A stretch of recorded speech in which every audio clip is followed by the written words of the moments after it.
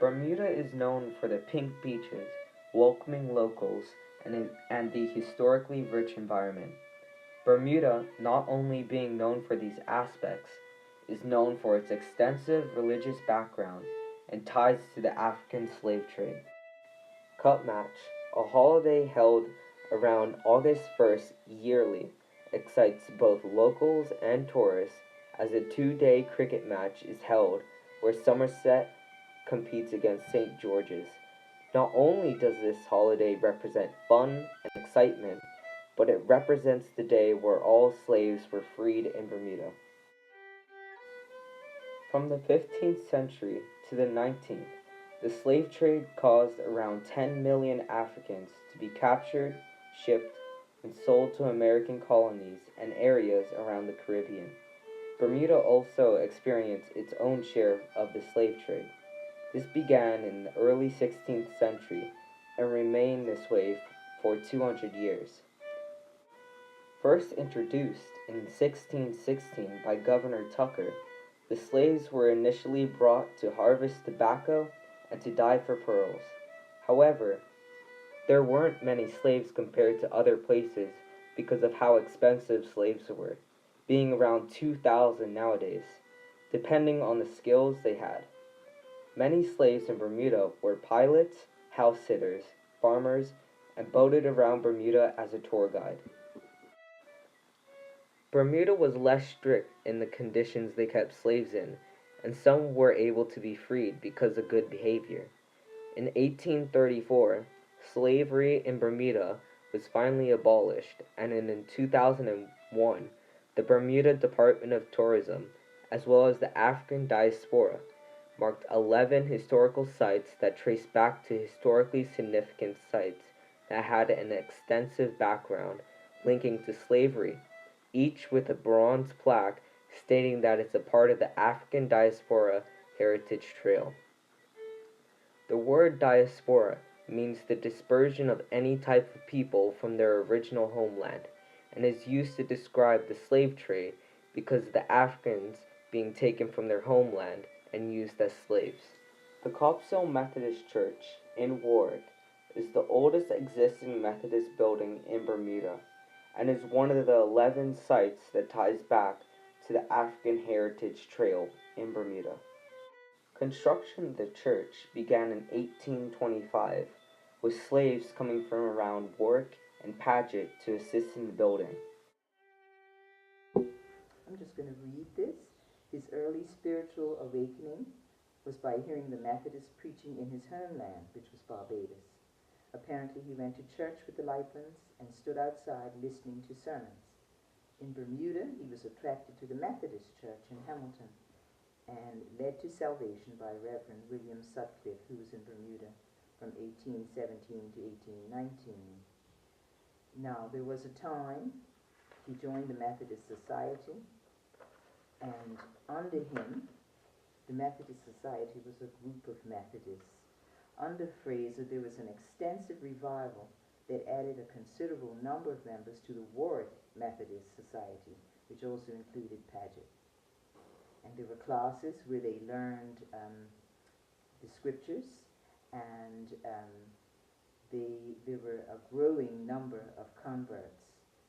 And again, they had difficulties because they could not sit in the church, and then at some point they could sit in the church, but they couldn't sit with the others. They had to sit in separate places, but at this point they were not allowed to sit in the church. Then at some point there was a gentleman called James Christie Eston. He was very sympathetic to the Methodist cause, and I think I was mentioning how there was a Reverend Stevenson who was here and taught and preached to the black people, but he was imprisoned, and there's an area in St. George's, a little place where he was imprisoned, and he still preached through the prison bars, still preached. And the person that dealt with him as far as the legalities of it was James Christie Eston. And by now, he was Chief Justice, but at that time, he was a regular lawyer. And he purchased a piece of land, this piece of land, from Joseph Boscombe, and Joseph Boscombe's descendants still live next door. Um, and it was given to the black people for them to build a church. Edward Fraser helped to plan and gather subscriptions, so he had to gather money to construct the building.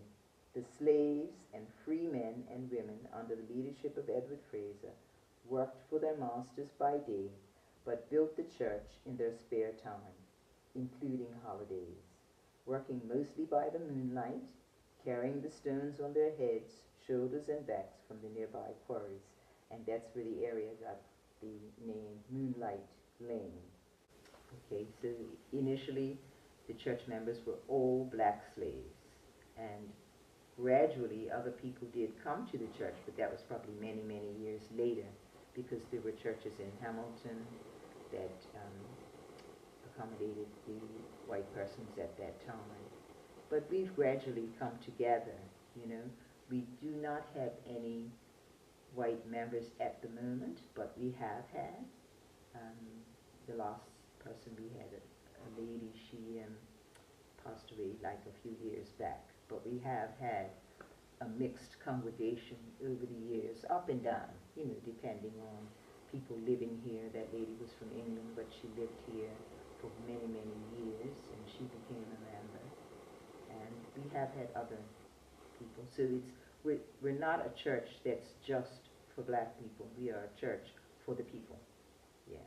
There was a young man who, I think it was a student minister named Thomas Smith. He came from England, and he worked with the other teachers of the classes. He worked for quite a while with them. He was a student. So that was in the really early days. Of course, all the ministers from Canada were also white. We had our first black minister, was a local minister, trained by the United Church of Canada. And his name is Reverend Charles Swan. He is still alive, living in Canada. He's probably in his 80s now, but he has preached here. Initially, the church was under the Methodist churches of England, but eventually we joined up with the Canadian side, and then at some point the Canadian churches joined Methodist, Anglican, and I think Episcopalian, and became United Church of Canada, and we joined in with them. All the Methodist churches joined in with them. I have a date here, 1930. The Methodist churches became affiliated with the United Church of Canada. The title of the Methodist church body in Bermuda became known as the Synod of the Wesleyan Methodist Churches of Bermuda. But we were associated with the Maritime Conference in Canada. And we remained with them. And as I said, as we went along, sometimes we were joined with Grace Methodist Church, which is in North Shore, or we were joined with churches farther west. But eventually, we remained with Grace Church, and we became a circuit of our own, and we had one minister between us. The ministers were brought in from Canada, so they would, the synod, which is the overall body, would determine who was going to be our minister. And then further down the line, very much further, I don't know if I have it in here, but we had a referendum where some of the Methodist churches decided to remove themselves from the United Church of Canada, and we were one of them. This area, these things, the pulpit is made of Bermuda cedar, and that was made by one of the congregation's relatives. The chairs, this chair, and I think There was another chair.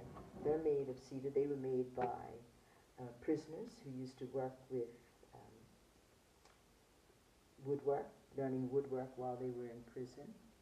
Yeah. I'm just wondering, but like the organ in the back? Okay, the organ came to us, I think, third hand, not second hand, third hand. Um, I think in the early days they used flutes and maybe tambourines, but there, this organ was in two other churches in Bermuda, and then given, I think it was given to us. But the instruments that the slaves liked to use were flutes and things like that, simple, that they maybe crafted themselves. Yeah. And we have a piano that was given to us by one of the congregation's family. That, of course, is a modern thing.